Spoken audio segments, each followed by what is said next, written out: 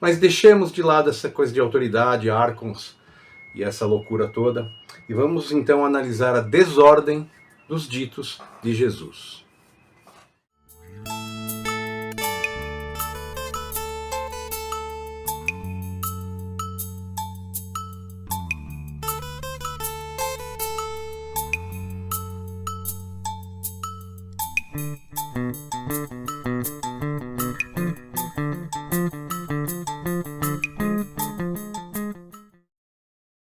A linha de pensamento é desordenada e desconexa, e as mudanças de assunto são comuns. Mas, ainda assim, é possível encontrar alguma continuidade por uma associação de ideias e certas palavras-chave. O contraste é típico. Um hebreu faz um hebreu, e essa pessoa é chamada de convertido. Um convertido não faz um convertido. Ou ainda, aqueles que semeiam no inverno colhem no verão. O inverno é o mundo, o verão é o outro reino eterno. Semeemos no mundo para podermos colher no verão. Por isso, é conveniente não rezar no inverno.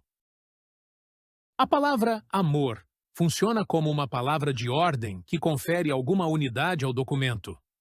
Aquele que tem o conhecimento da verdade é um homem livre, mas o homem livre não peca, pois quem peca é escravo do pecado. Os filhos que uma mulher gera assemelham-se ao homem que ama. Se for o marido, assemelham-se ao marido. Assim, vós que viveis com o Filho de Deus, não ameis o mundo, mas amai o Mestre, para que o que gerardes não se pareça com o mundo, mas com o Mestre. O significado dos nomes de Jesus também é uma recorrência. Cristo tem tudo em si, seja humano, seja anjo, seja mistério, e o Pai. Os apóstolos que nos precederam tinham estes nomes para ele: Iesous Nazoraios Messias, ou seja, Jesus, o Nazareno, o Cristo. A Eucaristia é Jesus, porque ele é chamado em siríaco farisata, que é aquele que está estendido, pois Jesus veio para crucificar o mundo. A ressurreição. Antes da morte, é um tema que permeia o texto. Aqueles que dizem que o Senhor morreu primeiro e depois ressuscitou estão enganados, pois ele ressuscitou primeiro e depois morreu. Aqueles que dizem que primeiro morrerão e depois ressuscitarão estão errados. Se não receberem primeiro a ressurreição enquanto vivem, quando morrerem, não receberão nada. Assim também, quando falam do batismo, dizem: grande é o batismo, porque se as pessoas o receberem, viverão. O contraste é típico, então, nessas anotações dispersas dessas sabedorias atribuídas a Jesus. O contraste fica claro, por exemplo, quando ele fala: um hebreu faz um hebreu, mas um convertido não faz um convertido. Ele usa palavras-chave como amor, escravo, homem livre, e essas palavras-chave conferem algum tipo de unidade ao documento. Por exemplo, o homem livre não peca, pois quem peca é escravo do pecado. Essa coisa do homem livre e do escravo é central e nós vamos ver na próxima aula sobre isso. O amor está sempre para lá e para cá. Não ameis o mundo, mas amei o Mestre. E considerando essas passagens com a palavra amor, nós não podemos deixar de considerar o que o John Lash escreveu em Not in His Image. Você não pode comandar ninguém a amar alguém ou algo. Você agora vai amar esta cidade. Agora você deve amar este estacionamento. Isso não vai acontecer. Você ama quem você quer. O significado do nome Jesus é interessante, porque ele vem em 3 momentos, né, ele fala sobre isso. Jesus, então, é o Nazareno, é o Cristo, o ungido, Christos. Ele é o farisata, que significa aquele que está estendido, pois Jesus veio para crucificar o mundo, diz o texto. Tem uma curiosidade aqui nessa parte, quando fala do significado do nome de Jesus, que é o seguinte: Cristo tem tudo em si, seja humano, seja anjo, seja mistério, seja o Pai. É muito fácil para alguém que conhece o mito de Sofia entender que esse Cristo pode muito bem ser o Eion Christos, que é um Eion que foi enviado para ajudar o Eion Sophia nesse processo de transformação e metamorfização, né, no planeta Terra, Gaia Sophia. Então esse Cristo que aparece aqui é o Rabi ou é o Eion? Isso é uma coisa que fica aí no ar, né, para a gente discutir outra hora. O tema da ressurreição antes da morte é outra coisa recorrente. Aqueles que dizem que o Senhor morreu primeiro e depois ressuscitou estão enganados, pois ele ressuscitou primeiro e depois morreu. Uma outra passagem fala assim: se não receberem primeiro a ressurreição enquanto vivem, quando morrerem não receberão nada. E isso é interessantíssimo. Ouve só.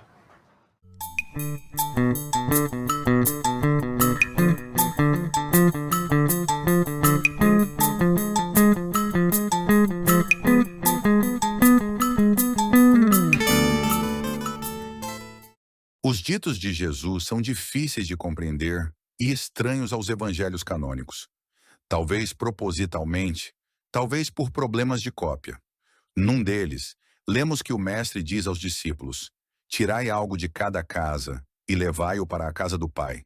Mas não roubeis enquanto estiverdes na casa do Pai e levardes algo. Noutro, tu que uniste a luz perfeita com o Espírito Santo, une os anjos também a nós, como sendo as imagens. Há uma passagem onde um discípulo pede ao mestre algo do mundo e ele diz: pede à tua mãe, e ela dar-te-á das coisas que são de outrem. Noutra passagem, Jesus faz uma analogia com a tinturaria de um levita e diz: assim veio o Filho do Homem, como um tintureiro. E então nós temos finalmente aquela velha e boa passagem onde Maria Madalena é descrita como a companheira do Salvador. Abre aspas. A companheira do Salvador é Maria Madalena, diz o Evangelho de Filipe. O Salvador a amava mais do que todos os discípulos e beijava-a muitas vezes na boca. Uau, que horror, que coisa, nossa, Jesus, onde já se viu aquela prostituta, aquele negócio todo, né? Todo aquele ideário em volta da narrativa da igreja. Existe uma outra tradução sugerida aí nos textos de Nag Hammadi, ela está no rodapé e eu achei interessante trazer para vocês. A sabedoria que é chamada estéril é a mãe dos anjos e a companheira do Salvador. O Salvador amava Maria Madalena. Então tem essas duas diferenças, a mensagem está aí.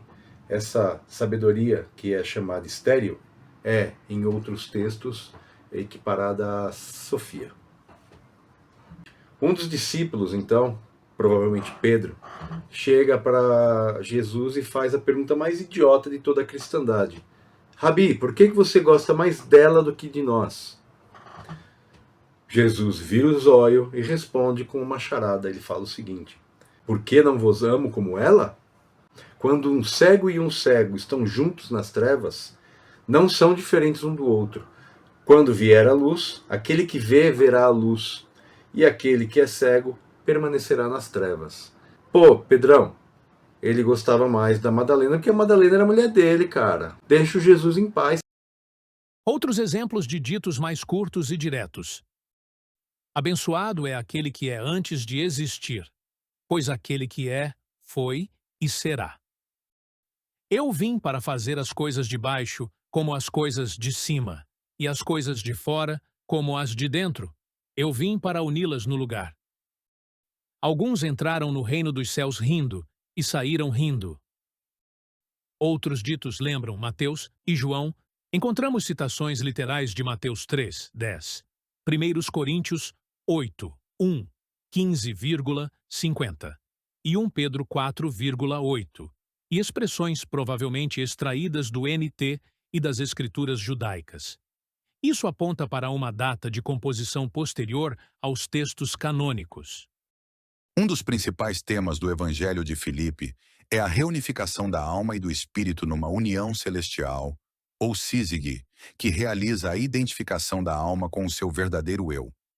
O mito de Sofia e a sua ânsia de se reunir ao seu companheiro espiritual estava muito provavelmente presente na mente do autor gnóstico, mesmo que não haja nenhuma referência explícita ao mito. Para conhecer mais sobre o mito de Sofia, dá uma lida aqui no mito de Sofia, nas escrituras de Nag Hammadi, deste que vos fala. E também não deixe de conferir aqui o Not in His Image, um dos livros mais importantes que o senhor e a senhora ainda não leram. O responsável por essa coleção de excertos, ele não pode ser chamado de o autor do texto. Seria mais adequado chamá-lo de o compilador do texto, né? Ou o editor do texto. É óbvio, né? Ele fez anotações e ele selecionou aquilo que valia a pena para ele. O texto foi claramente organizado, esse compilador editor separou parágrafos que tinham alguma continuidade de pensamento e rearranjou peças aqui e ali ao longo das notas, né? A prova disso são as recorrências apontadas em vários lugares no texto. Então você está no começo, tem uma citação, e depois você está lá, mas no meio o cara volta para aquela citação lá em cima. Às vezes é o contrário, tem alguma coisa lá em cima que já se refere a alguma nota lá embaixo. Então é evidente que teve uma organização aqui. Os estudiosos apenas supõem que as recorrências de certos temas sejam resultado dessa técnica de disjunção de um texto coerente e distribuição, em vez do tratamento sistemático de vários tópicos. Não é impossível que o compilador tenha desfragmentado sua obra voluntariamente. É certamente uma coisa inesperada e até mesmo antinatural que um intelecto desmembre o seu pensamento e distribua as peças aqui e acolá de forma a tornar suas ideias impossíveis de serem compreendidas de forma coerente e coesa. Qualquer pesquisador sabe que durante o processo de composição de um texto, suas anotações acabam ficando espalhadas pela mesa de trabalho num caos organizado. Nós aventamos a possibilidade de que este documento e outros cadernos encontrados, escondidos em Nag Hammadi, tenham sido recolhidos rapidamente, incluindo cadernos de anotações de apoio, como parece ser o caso do GPH. Um outro aspecto levantado pelos estudiosos é a incerteza quanto às ideias da tradição gnóstico-cristã da época e as ideias próprias do compilador. O reconhecimento das capacidades intelectuais dos professores anônimos da antiguidade é indiscutível. A prova é o legado deixado por eles, por exemplo, a civilização greco-romana e tudo mais que não foi possível ser destruído pela insanidade justa da nova ordem que tomou Roma em nome do amor de Cristo. Tais ideias devem ter sido inseridas de alguma forma, se não nestes fragmentos, provavelmente no trabalho final em que este compilador trabalhava.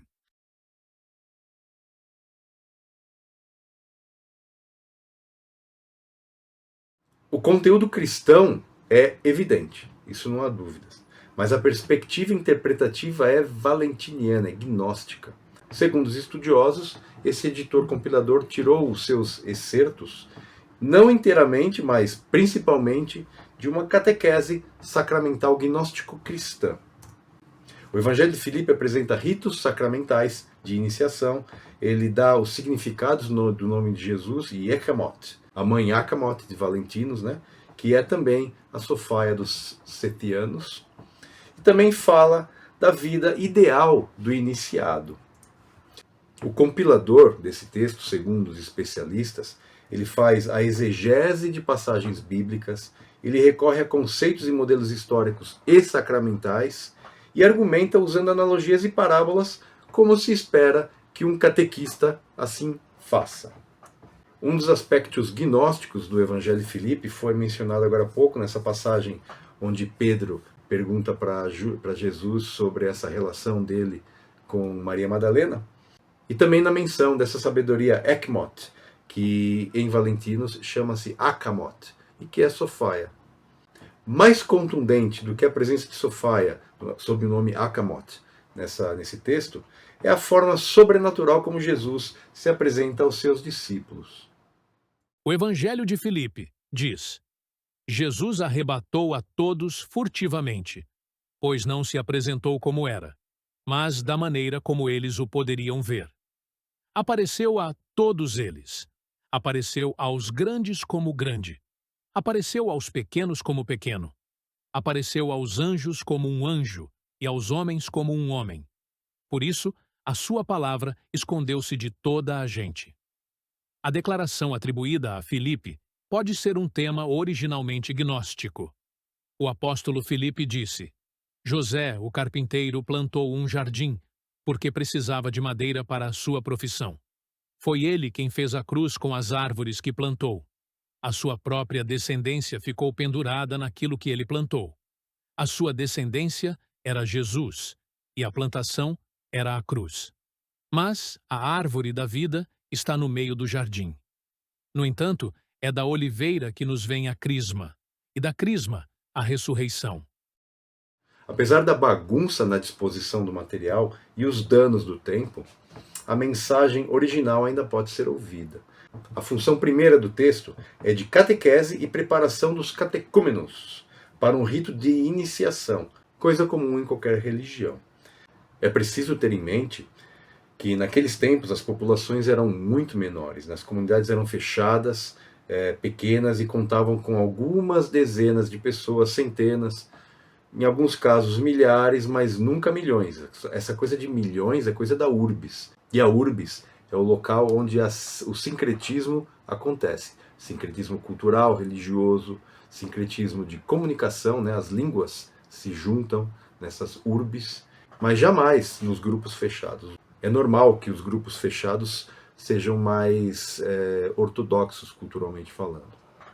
Então vem o confronto com as autoridades da igreja, que a essa altura já é a religião oficial do Império Romano, e o responsável do texto expressa esse confronto com as autoridades da igreja usando termos "alguns dizem", "aqueles que dizem", para se referir às narrativas ou ideias às quais ele não concorda.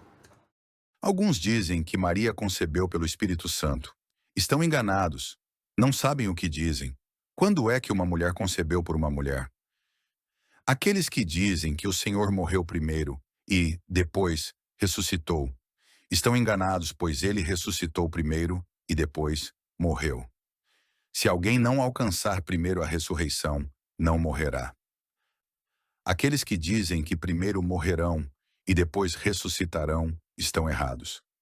Se não receberem primeiro a ressurreição enquanto vivem, quando morrerem, não receberão nada. As pessoas contestadas obviamente não estão ouvindo a crítica em loco, e pelo teor dos assuntos, só podemos concluir que os opositores seriam os líderes ortodoxos da igreja. Como já foi dito no início, só apenas uma cópia do Evangelho de Filipe sobreviveu. São 32 páginas, relativamente bem preservadas, de uma tradução em copta de um original grego já perdido.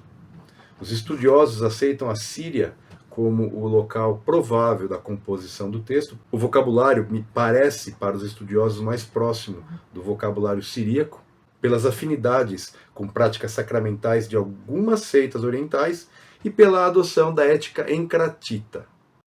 The what? Os encratitas praticavam a abstinência de vinho e de carne, que consideravam impuros, uma rejeição extrema dos prazeres corporais e dos bens materiais, e tinham uma visão radical do celibato. Clemente de Alexandria via as suas práticas como uma distorção da doutrina cristã, pois estavam a ir além do necessário. Ele reconhecia a importância da temperança, mas defendia que a criação de Deus era boa e que o consumo moderado de alimentos e bebidas era aceitável para os cristãos. Clemente considerava as doutrinas dos encratitas heréticas, porque levavam ao extremo as virtudes cristãs legítimas, como a castidade e a moderação, e isso contradizia as Escrituras e a vida humana natural. Hipólito se refere a eles como reconhecendo o que é de Deus e de Cristo de maneira similar à Igreja. Porém, sobre seu estilo de vida, eles passam os dias inflados com orgulho, se abstendo de comida animal, bebendo apenas água e proibindo o casamento. Estimados cínicos ao invés de cristãos. Baseando-se nestas afirmações, supõe-se que os encratitas eram ortodoxos na doutrina, mas errados nas práticas. É aceito que a data de composição mais adequada seria a segunda metade do século III, por causa dos paralelos com a literatura gnóstica e cristã encontradas neste texto.